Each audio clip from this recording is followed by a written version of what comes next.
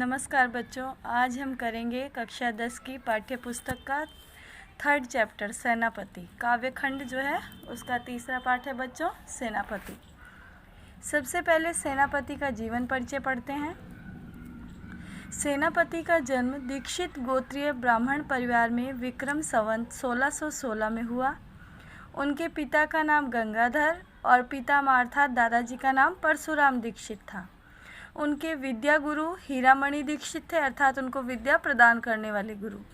वे बहुत ही आत्मविश्वासी थे। अपना परिचय देते हुए एक स्थान पर इन्होंने कहा, सेनापति सोई सीतापति के प्रसाद जाकी, सब कवि कान दे सुनत कविताई है।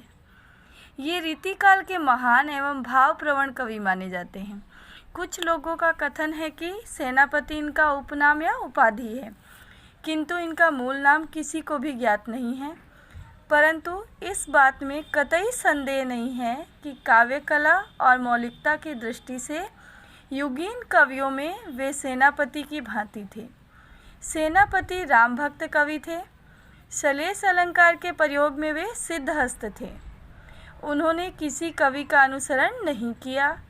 ये रीतिबद्ध कवियों की श्रेणी में आते हैं। इनकी 2 रचनाएं प्रसिद्ध हैं, काव्य कल्पद्रुम तथा कवित रत्नाकर। काव्य कल्पद्रुम जो अप्राप्य है, इसका काव्य शास्त्रीय ग्रंथ रहा होगा। इनके कवित्वों में अलंकार और रस ध्वनि के उदाहरण एक से बढ़कर एक मिलते हैं। इन्होंने अलंकार संप्रदाय का अनुसरण किया। सेनापति ब्रज भाषा के कवि हैं।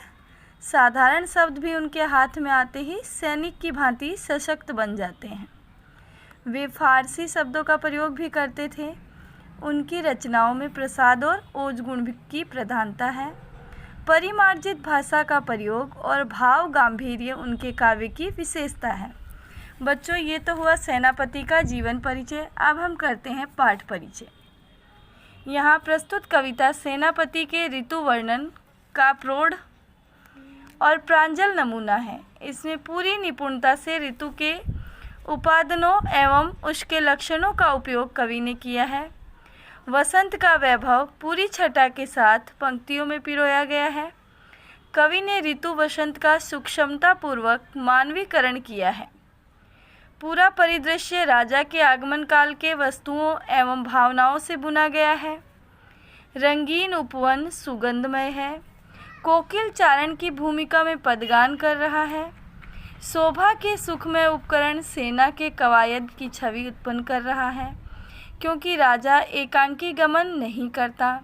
इसी तरह भीषण ग्रीष्म के बाद झुलसी हुई प्रकृति पर जब वर्षा की बूंदें पड़ती है तो धरती नयनाभिराम एवं सुखमय हो जाती है।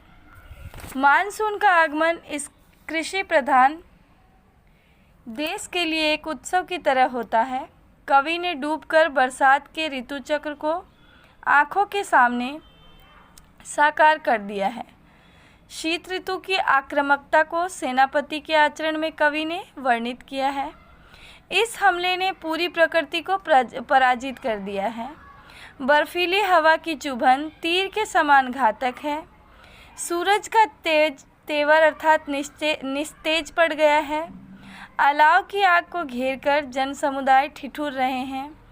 देशज समाज पर ऋतुओं के प्रभाव का इतना जीवंत वर्णन ही सेनापति को कालजयी कवि बनाता है।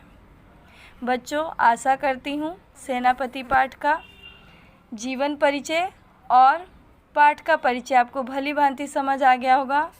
अब इससे आगे पद का अध्ययन हम करेंगे। धन्यवाद।